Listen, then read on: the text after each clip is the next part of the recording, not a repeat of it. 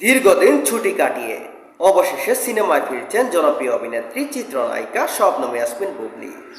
শাকিব খানের সন্তানের মা হওয়ার পর সামাজিক যোগাযোগ মাধ্যমে রীতিমতো হামেশা আলোচনা সৃষ্টি করেছিলেন এই অভিনেত্রী। শাকিব খান এবং শবনম বুবলীর জীবনী বা তাদেরকে নিয়ে জানার জন্য ভক্তদের আগ্রহ থাকে তুঙ্গে। সেই জায়গা থেকেই চিত্রনায়িকা শবনম বুবলী এবার জানিয়েছেন আবারও ফিরছেন সিনেমায়। অবশেষে তার নতুন সিনেমায় কাজ করতে যাচ্ছেন তিনি। জানা যায় এই বছরেই একটি সিনেমা মুক্তি পাবে চিত্রনায়িকা শবনম ইয়াসমিন বুবলী। সেখানে কেমিও চরিত্রে শাকিব খানকেও দেখা যেতে পারে বলে জানিয়েছেন সংশ্লিষ্টরা।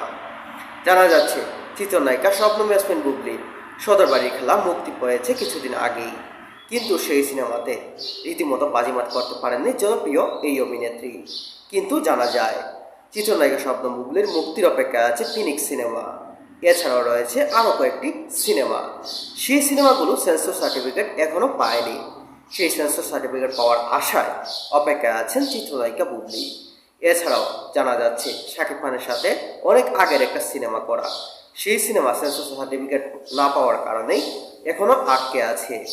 মোটামুটি কাজটা সম্পূর্ণ হয়ে গেছে এবং সেন্সর সার্টিফিকেট পাওয়ার সাথে সাথেই সিনেমাটি রিলিজ করা হবে।